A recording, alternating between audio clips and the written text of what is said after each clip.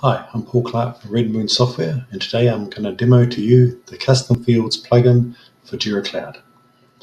This plugin allows you to create custom fields for issues and for projects. Those custom fields can be defined at a global level, so for all projects and all issues, or at the project level. Here's the global field creator screen, which allows you to create the global fields for either issues or projects. So I click on this, I'll create a project field for a string, say business owner. I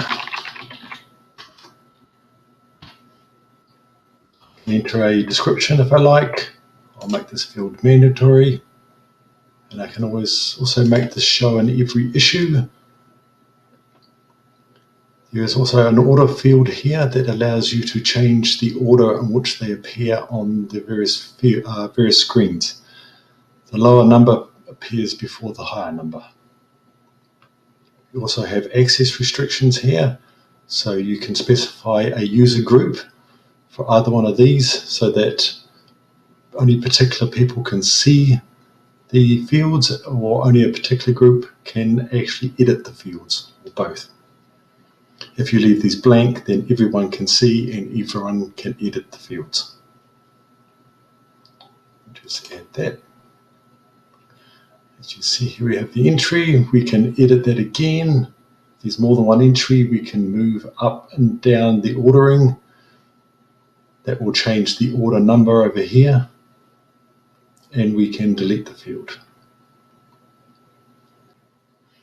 Now we'll go over to the project for payroll and have a look at the variables, define some variables over there.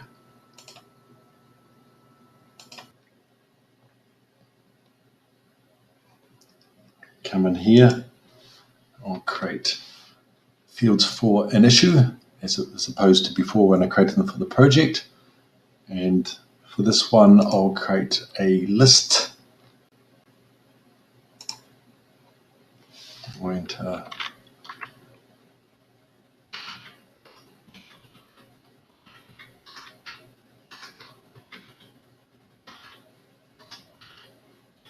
three items here in the list.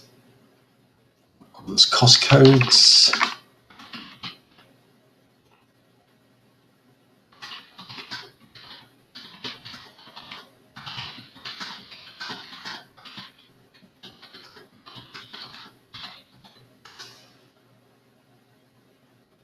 You'll notice also down here we have allow the selection of one or more items.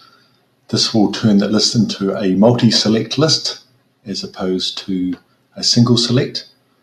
This option is also available for users and for labels, which are other types of fields. And there's also an option here, use Jira custom field.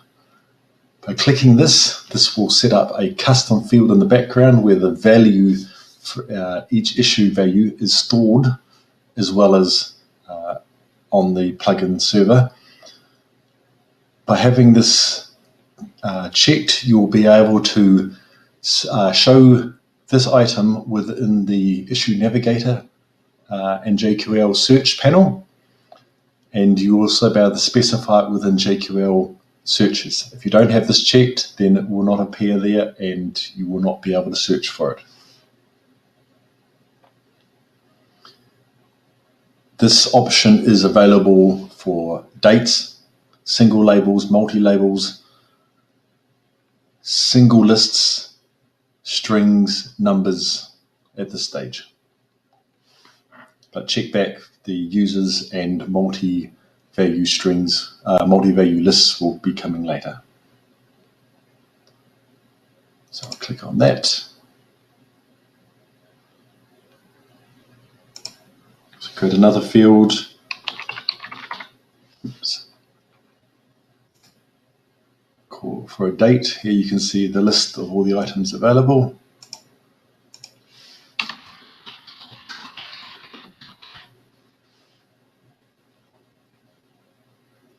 And I'll click on add that. Now, if I go into an issue,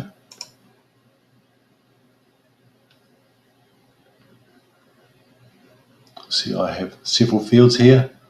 The business owner, which is only editable from within the project screens. I can't edit that from here. I have an edit icon here to edit the issue fields only. So if I go back, there's another field, another menu item here called Project Fields. I'll click on that. And here we have the business owner.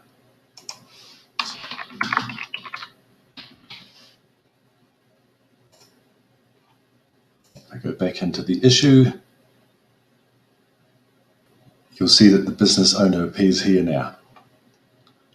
Now I'll edit the other fields. I'll select a cost code of this, date for the 19th, and update that.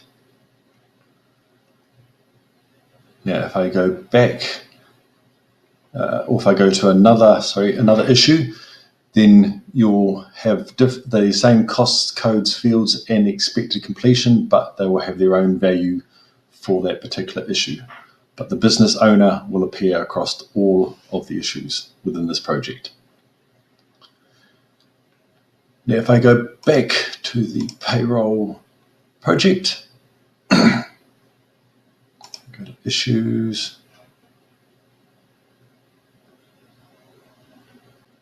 Now, if I go up to the issues and filters, I'll come down here and I'll add the column that for cost codes.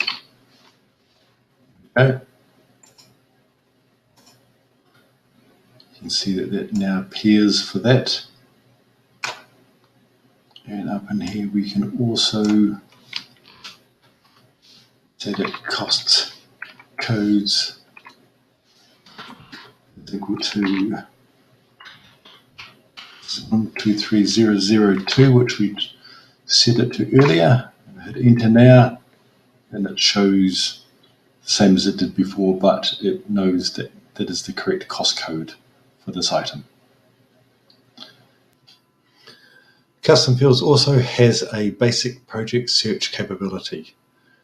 To enable this, you need to go to the admin screen, configuration for custom fields, and add in a user group, one or more user groups that define which users are allowed to use the screen.